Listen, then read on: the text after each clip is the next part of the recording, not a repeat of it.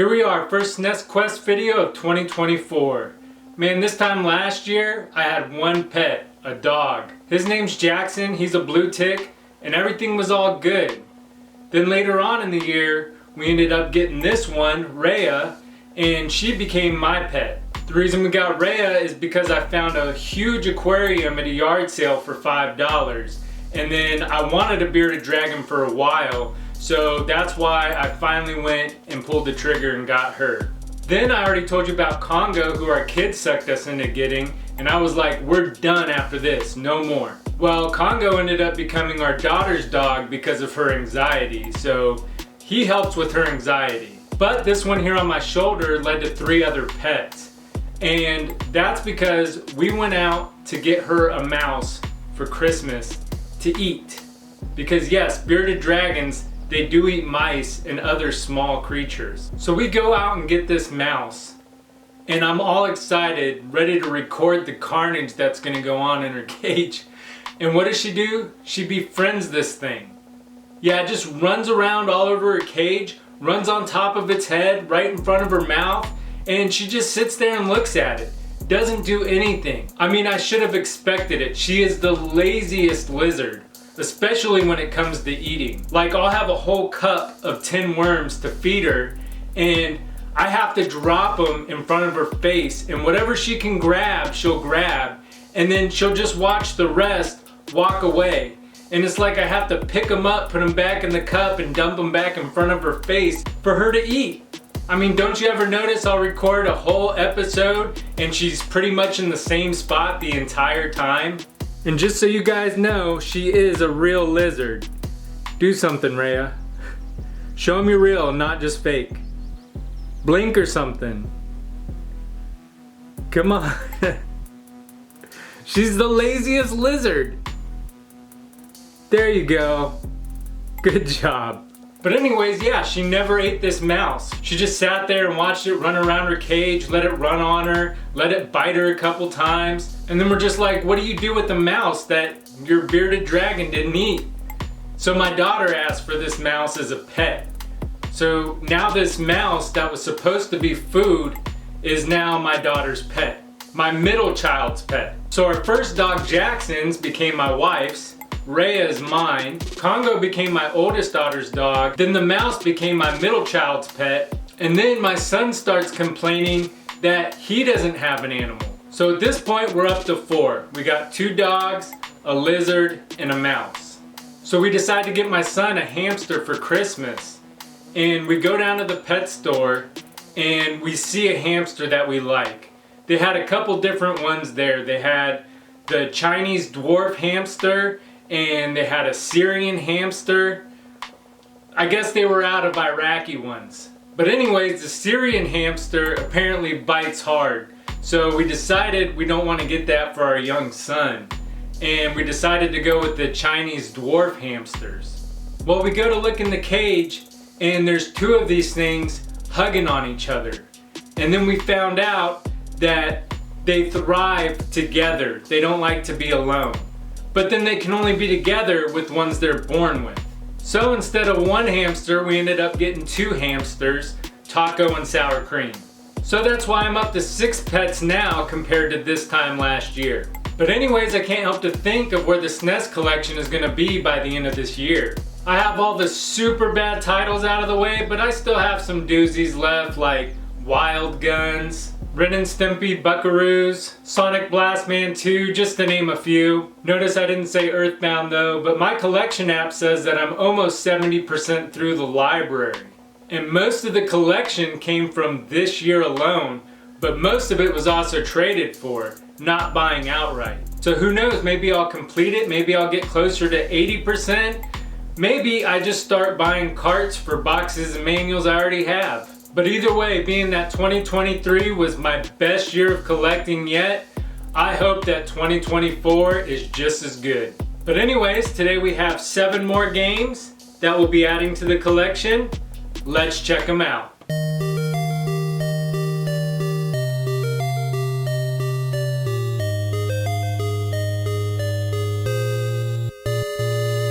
These 7 games I bundled in a lot at a local game store.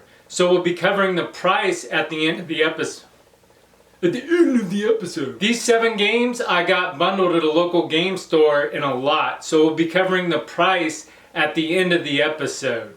And the first of those games is Out of This World. Out of This World was developed by Delphine Software and published by Interplay. It ported onto the Super Nintendo in 1992. This is a really strange cinematic platform game. You play as a guy named Lester who's sitting in his lab running an experiment, and he's about to make a huge breakthrough. As he waits for the results of the experiment, he enjoys a cold soda when lightning strikes and he's teleported to another world.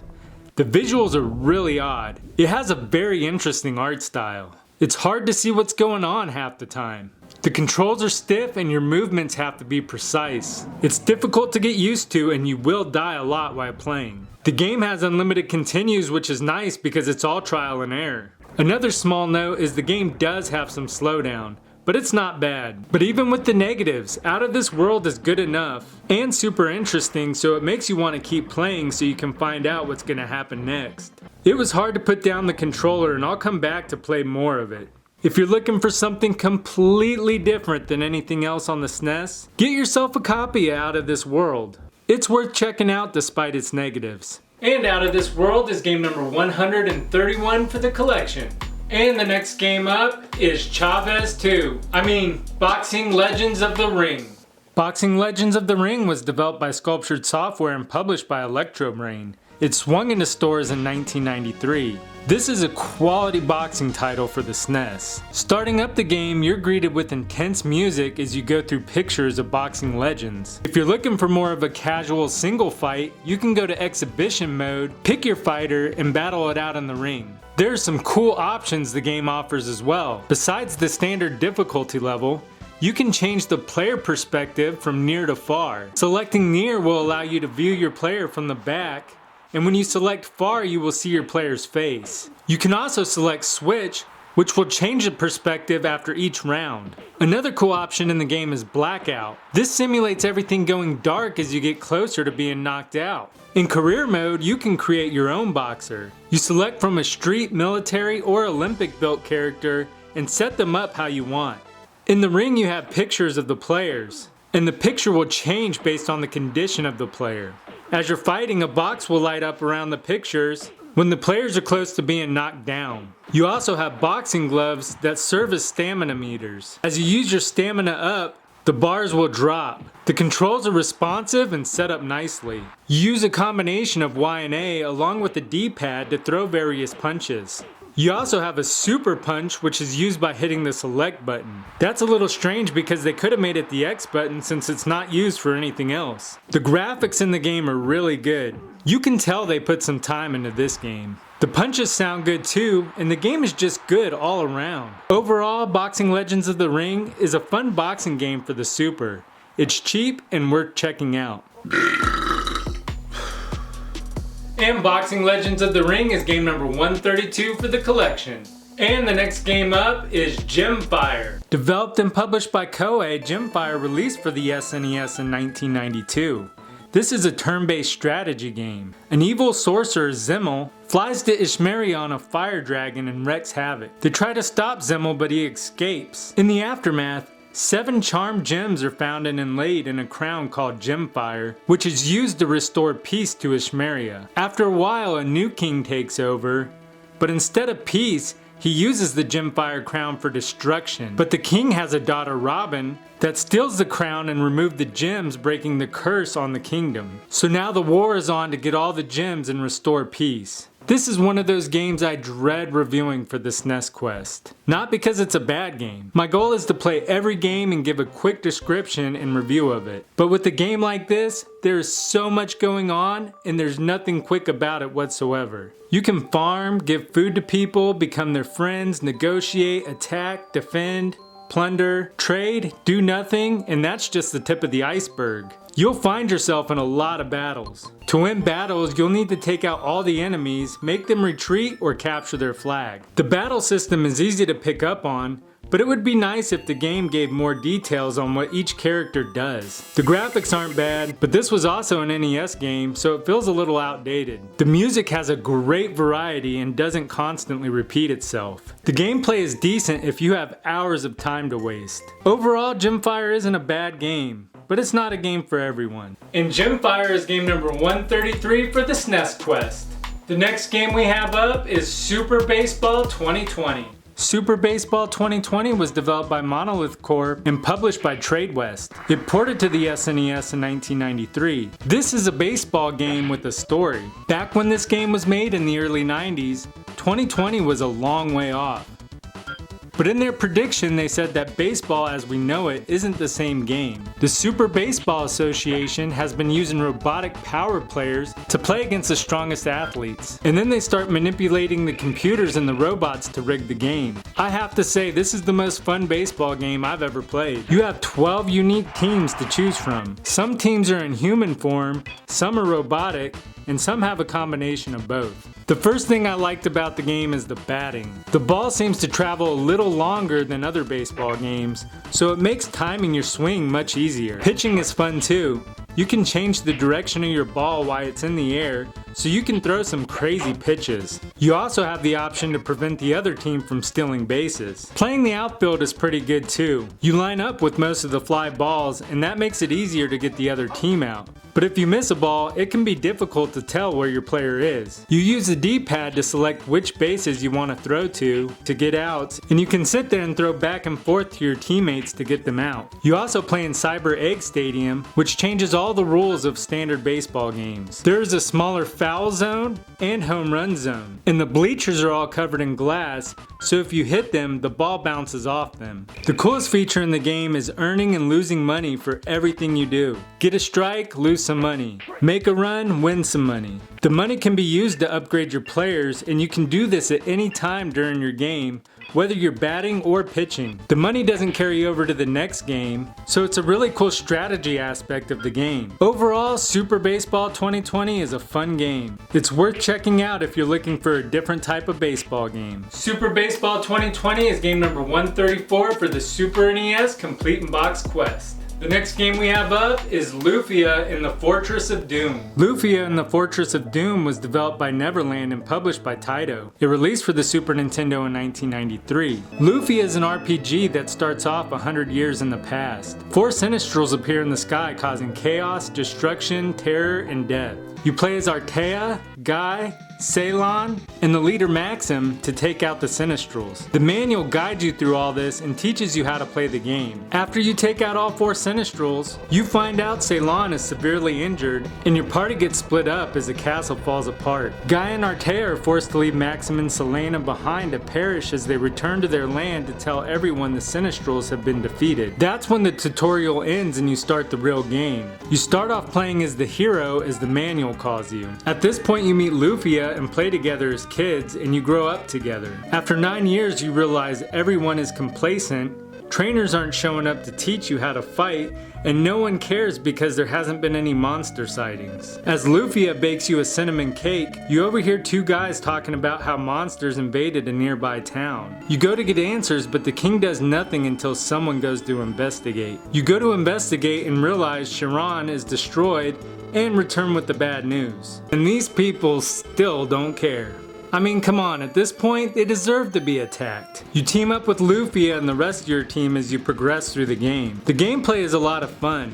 The battle system is set up nicely, and learning how to play is easy. The visuals are okay, but a lot of it lacks detail and animation. The soundtracks are good, but some complain they repeat themselves throughout the game. Overall, Lufia and the Fortress of Doom is worth checking out if you're a fan of RPGs. It's another game I'll come back to and explore more of. Lufia and the Fortress of Doom is game number 135 for the SNES Quest. And the next game we have up is Barkley, Shut Up and Jam. Why don't you shut up and peanut butter? Barkley's Shut Up and Jam was developed and published by Accolade, slamming into stores in 1994. Charles Barkley was actually part of the design team for the game. He suggested that the game should be different than all the others, and that basketball has gotten too far away from its roots. He finally suggested that the game should be 2v2. He also mentioned he wasn't much of a gamer, so he lost his cool points with me. Anyway, the game has a lot going for it. I might just be saying that because the last b-ball game we covered was the train wreck Bulls vs. Blazers. I like the 2v2 basketball games rather than trying to be realistic and sticking with an entire team on the court when it doesn't work well. The game also has a bunch of different characters that each have their own strengths and weaknesses, and you can clearly tell the differences. The manual nails the description of each player and how they're going to handle. For example, Sweet Pea here, the manual says he can knock threes in his sleep.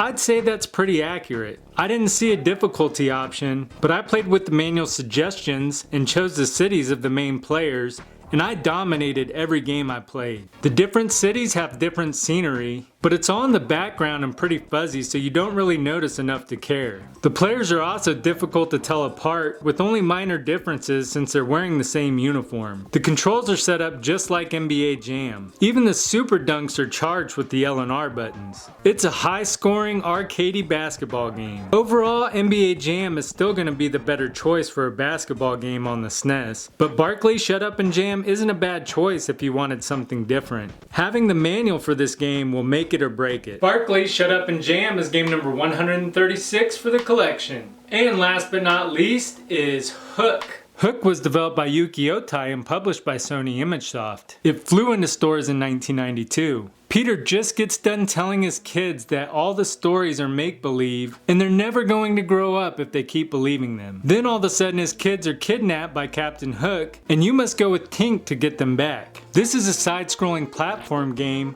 where you chase down Captain Hook in hopes of getting Maggie and Jack back. The first level you play really does a great job of introducing you to the game. It gives you a feel for the controls, different enemies, Pan's ability like swimming and flying, and it also goes through all the seasons you'll be experiencing, which is really cool. It also lets you know how much trial and error lies ahead. You will die a lot in the game. Luckily, the game has unlimited continues. As you play through the levels, you'll notice some very conveniently placed enemies throughout. Have no fear though, there are plenty of items to help you throughout the game, like leaves which give you up to 4 hits, cherries which replace a leaf, and apples which fill your leaf health all the way up. You also can find a golden sword which allows you to hit enemies from a distance, and it's really nice to have. But don't get too excited because just one hit from an enemy and it disappears. You have to find it again in other levels. Even when you do find it, you might not get to use it very long. The thing this game really has going for it is the soundtrack. It's some really good music. The controls are pretty good for the most part,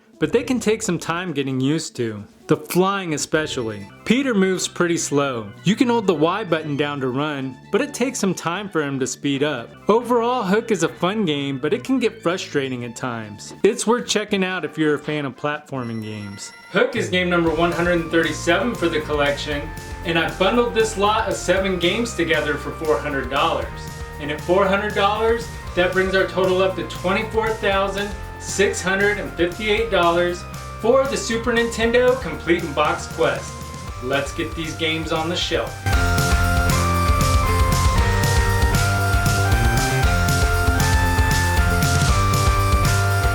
If you enjoyed the video, please make sure to subscribe. I'm completing the entire Super Nintendo library, complete in box, right here on this show. Also, make sure to leave a thumbs up for Super Baseball 2020. Until next time, I'm Gamer Wayne, and thanks for watching. Do something.